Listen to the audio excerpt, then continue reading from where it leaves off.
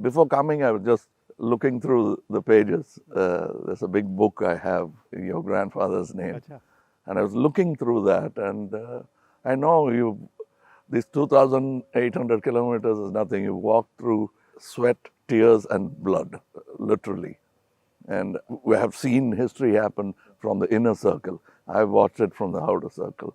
So walking with you, if I don't come with you, it's not fair. My nephew's a photographer. So I said, listen, I want to give a little present to my friend Kamal Haasan. And I said, give me a picture, one of your pictures, as a gift to him. So I want you to guess what he came up with. What picture do you think he gave me? I don't know. Come, let's go and see it. Yeah. Oh, it's here. Tells you what Kamal is, right? And so this is what he gave me. What he came up with. Oh. Oh, he shot this? He shot this, and that's for you, because it tells us your approach, your attitude to life, and the fact that you're a great Indian and a great Tamil. Thank you. And we're proud of you. Thank you. It looks nice, huh? Oh, lovely. I'm quite interested in how you see what is going on in India. Of course, an Indian person, but also a Tamil person, because the view from South India often looks very different. It is. Than the view from North I'm India. sure it is the same from Assam or Meghalaya. The same, exactly. At the capital. We forget history and we are only agitated by the topical or recent happenings. I talk a lot about Gandhiji now. It is not right from the beginning. My father was a congressman, but my environment made me a bitter critic of Gandhiji when I was in my teens. My father did not say, he said, just read history. I think you're talking from today. Yeah, but today matters, is my question. He's a lawyer and he didn't argue with me on this case. Around 24, 25, I discovered Gandhiji on my own. And over the years, exponentially, I've become a fan. And that's me, to explain myself. To actually correct yourself and say sorry, that's why I made Hey Ram, Right. a film where I played a parallel assassin, Wow. wanting to kill Gandhiji. And as he goes nearer to the person and the truth, he changes. Yeah. But it's too late. Somebody else does the job that he wanted to do, but he had changed his mind. That's the story of Hey Ram. So you came up with the idea? Yes, that is my way of saying sorry to my Bapu. Excellent. That's quite a sort of sophisticated, intelligent way of looking at the problem. Yeah, because I have to take the onus of all the crimes, including what happened in your family. We let it happen. But I think inside what you're saying is hatred is actually blindness and misunderstanding. Yes, and the worst form of criticism is an assassination. I think that's very cheap. And It's a coward. A coward does that Only because he has no other way to fight. But that cannot be the answer. So what's your view then of the violence and the hatred that is being spread in the country? I mean, I view it as a consequence of the fear that is being spread in the country. No, this is actually a synthetic, reproduced, manufactured thing. I don't think so, because go into Kerala, more than Tamilnadu, you will find amity prevails. Unless you doctor it. You can do it from either side.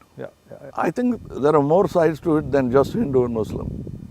We have to look at all that and understand that this country will flourish only with this plurality. As a person who loves Tamil Nadu, loves the Tamil people, whenever I go there, I try to understand slightly better, what exactly is the Tamil idea, right? And so as somebody who, is looking at it from far, what does it mean to be Tamil? I know that the Tamil language is very important, but what does it actually mean? It means the same as wanting to be a Maharashtrian or Telugu or a Malayali. We all have a pride, but I must say something about Tamil Nadu. They always feel that it's an island with parochial mindset and language chauvinism. Everybody is proud about their language. But I can tell you, you can go to a village, any village or town, my town, and just stand in the middle of the road and shout, Nehru. A dark man will turn around, or you say Bose. Somebody will turn around and he doesn't look anything like Nehru-ji or Bose-ji. And they'll turn, you'll find Gandhi, many Gandhis. That is the mindset. And at a particular point, they felt there was apathy from the center. That happens every time. It will happen with every government. They are now unhappy with what is happening now. But that's not permanent if you could approach it like you're doing it now.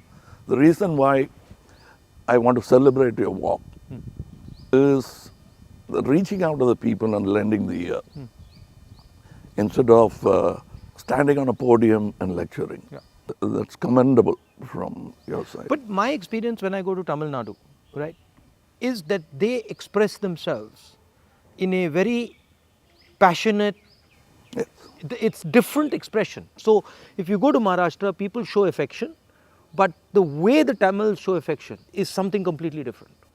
I get that feeling when I go there, and I always wonder, what is that exactly? How does it, why such strong affection or strong expression or so passionate? It's part of the culture. It's a very old culture, and they've seen wars, they've seen battles, they've learned a lot from Jainism, Buddhism.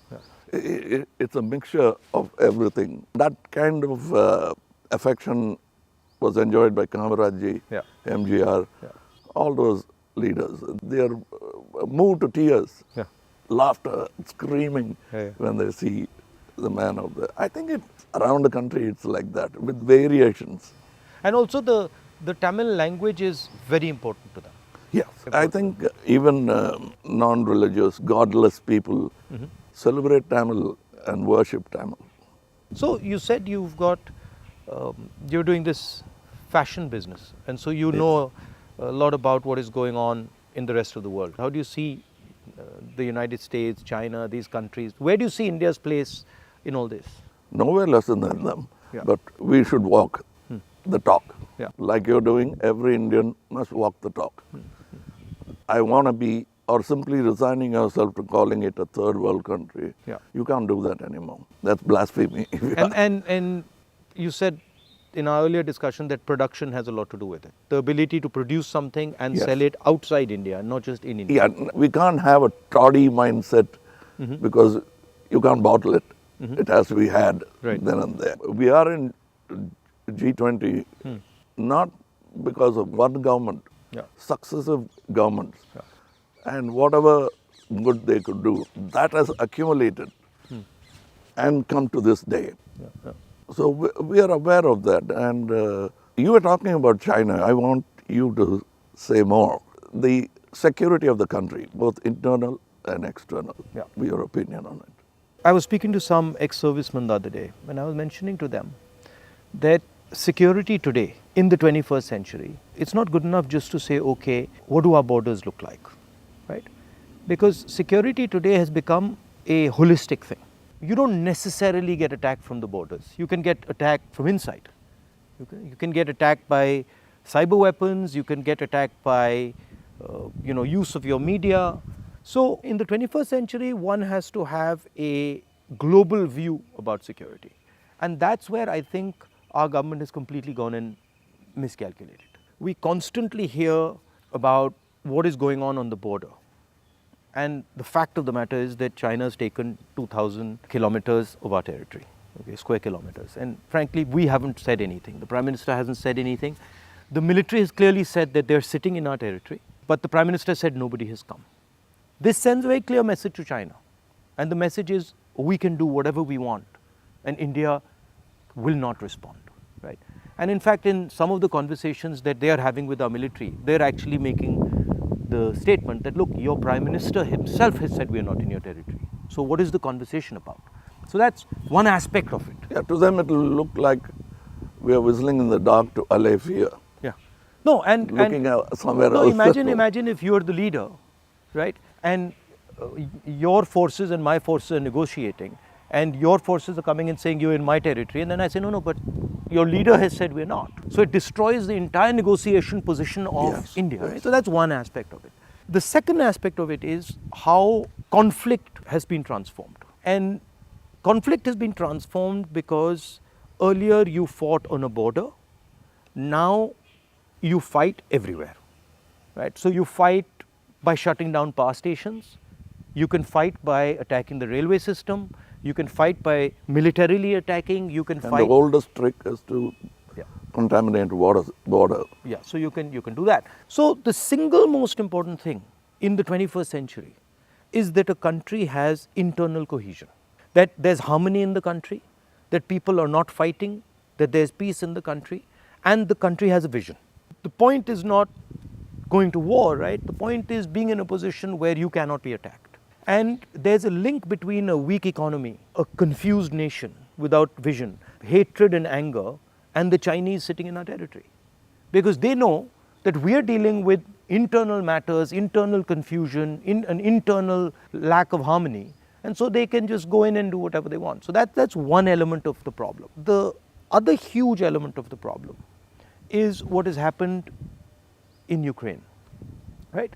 And essentially what the Russians have done in Ukraine is they've said, look, we will not accept that the Ukrainians have a strong relationship with the West. And they've basically told the Ukrainians, if you have a strong relationship with the West, we will alter your geography. And that is the exact same principle that can be applied in India.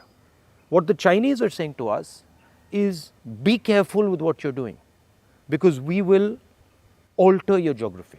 We will enter Ladakh, we will enter Arunachal, and what I can see is them building a platform for that type of an approach. So as an Indian person, I don't want to be somebody who's warmongering, but I'd like our country to be aware that there are real problems on the border, and those problems on the border are connected to what is going on inside our country. When Indian fights Indian, when the economy doesn't work, when there's joblessness, our external opponents can take advantage of that situation. Yeah, so because that's it's broadly an opportune moment Yeah. of distracted. Yeah. So one of the things that we've constantly telling our government is talk about it. If you don't want to talk through the media, at least talk to the opposition. We understand these things. We might be able to help you, advise you, bounce ideas off us, but they just don't listen. So it's the approach that we understand everything. The other aspect of it, which you touched on, is that frankly there's no one who can compete with China. I do not believe that on production, on as far as the economics is concerned, I do not believe that the West can take on the Chinese.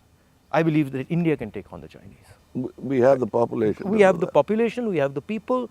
What do you need to take on the Chinese? You need a young population, you need large numbers of people, you need a large educated base. Compared to China, our population is younger.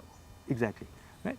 And if you see the West, right, and this might be a bit controversial, but they've got too much. They're flabby.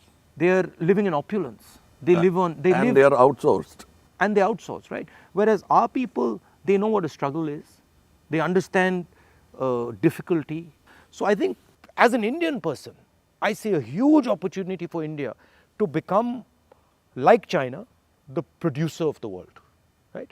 And of course, the West has a space which is high-end manufacturing, high technology, etc., which they're very good at, they'll dominate. And we should try and challenge them on that. But I do not think they can compete with China on the large-scale manufacturing, blue-collar work. And I think that's the tragedy, that we are walking on these streets, you walked with us, and all our children are saying we are unemployed, when in fact we could have huge amounts of employment through our agricultural system, through sort of manufacturing. The constant neglect of agriculture is disgruntled many Tamilians. They're voiced, they came here, they didn't even get an audience. Yeah. India has skills, and it has skills everywhere, right? I always say that the next Satyagraha is the skill set development for India. Right. Because making thousands of lawyers who won't get a job, thousands of engineers Exactly. who won't find a job, Instead, if you develop their skills, they can have their degree but pursue their passion. Instead of me talking about other subjects generally, let me talk about where I come from, the film industry. But the number of training facilities, 200 jobs in a film, and there's no ITI for that. So what it is, right, is actually a disrespect of skills. You will not respect the person's skill and then say, okay, as the nation, how do we empower this person's skills? So I gave you the example of Bellary, right, which is the jeans capital of India. Now, Bellary should be exporting jeans to the rest of the world, should be exporting different types of jeans, should be innovating on jeans. Right? Bellary has been shut down because of demonetization and wrongly applied GST. And you've literally taken a hub which could challenge the Chinese across the world in making jeans, and you've destroyed it. It used to have 4.5 lakh people working there, it now has 50,000. Like something like what you're doing with Khadi, right? I mean, who would know that that's a Khadi jacket? Nobody. Right? More than the publicity of it, the reach of it. Exactly. And Americans are loving it. And then you got the history of Khadi, right? Because if you start to say, well, this is Khadi from the Indian freedom movement, this is made by Indian people by hand, this is what fought a superpower, you can make a beautiful story out of it. Yes. Yeah. And it's not done in a modern factory. Yeah. It's done by people sitting in villages and handmade. Exactly. You know, I'm very happy and honored to be sort of partnering with these people who've been neglected. They're almost on the verge of closing down and going back, thanks to GST. So how many people now are working there? We have not started a full-fledged tailoring system because we only have 12 outlets and we can supply with a number of tailors. But the number of weavers are many. Right. They are in Telangana, Karimnagar. We are sourcing it. We are going even to Kutch and other places so that we can bring India together. So that's it was very nice. It was very nice of you to come, I must say. I with all the situation and the BJP and sort of the ability they have to coerce, I think it's also a brave thing. That's why I think that's why he gave. He came up with that idea of the picture. It's not easy. I'm glad he thinks of me that way, but I still remember the speech by Gandhiji when he said, "Shake the lion's mane," for which he was incarcerated. So we have the strength and ability. But I'm happy that you're meeting people, practicing jujitsu, walking miles and miles and miles. It's nice. And because you're doing exactly what Gandhiji did, to understand the nation before fighting for it. No, it's quite a fantastic experience. I remember walking from Tamil Nadu into Kerala. It's completely different. Yeah. And as you said, it's changed, but then it's the same. So there's huge commonality and then there's huge difference. That's the individuality of it. That's the plurality that we should not lose at all. Yeah. And I think a lot of what we traditionally have is also the artisan, the small and medium person, the little clusters who have huge skill, but they are sort of hidden away, hidden treasures, so to speak. Yeah, I think it's very important that a government in position should bolster like farmers during the Gaja calamity. For them, after some time, party affiliations don't matter. The calamity that they're facing is the pain is the most important thing. It doesn't matter. And politicians always go and talk about the next election. And their trajectory is towards that, and that they don't like. They can't tend to take their eyes off it, politicians. I find that. And I get criticized a lot, sometimes, where they're like, oh, he's not election centric. I mean, I think, of course, one has to fight elections, one has to be in politics, one has to take them seriously. But there's also another role of people. There's a role of bringing people together, of listening, of being affectionate. That role, I think, is a very important role. What we have done through our party is that simply sort of wipe the dust away from the Gram Sabhas and brought it back into, now it's happening because we are attending and now we want to take it into the towns. I think people should participate in politics, not necessarily electoral politics only. Exactly. But they must have a firm say that politicians will have to understand it's not all about number crunching, that they'll have to answer certain things. And people should also feel that I can vent or complain. I can say something, and politicians should also feel that I can take some punishment. You know, he's shouting at me, okay, no problem. I did something wrong. I go and listen to what he's doing, what he's saying. I think that's, you know, people don't like criticism. I think criticism is a good thing. I think we are a very young democracy still, in spite of 75 years. The reminiscence of the monarchy is still in our mind. Yeah. No, that's a profound thing you've said. It's true.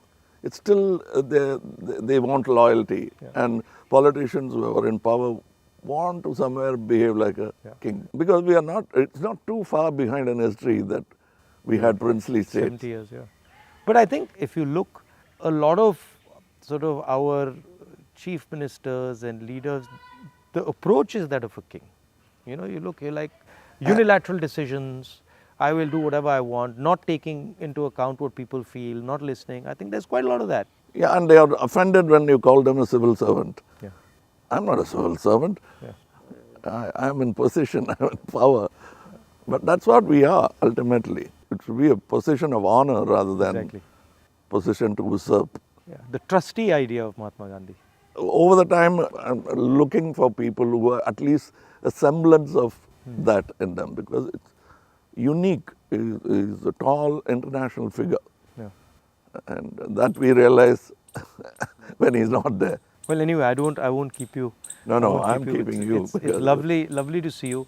And whenever you're in Delhi, you know, next time, maybe we go and have a meal or something. Yeah, sure. I'd love to do that. And I'd like you to look into our thing I've sent. I will. I'll give you my your measurements. I will 100%. We'd like to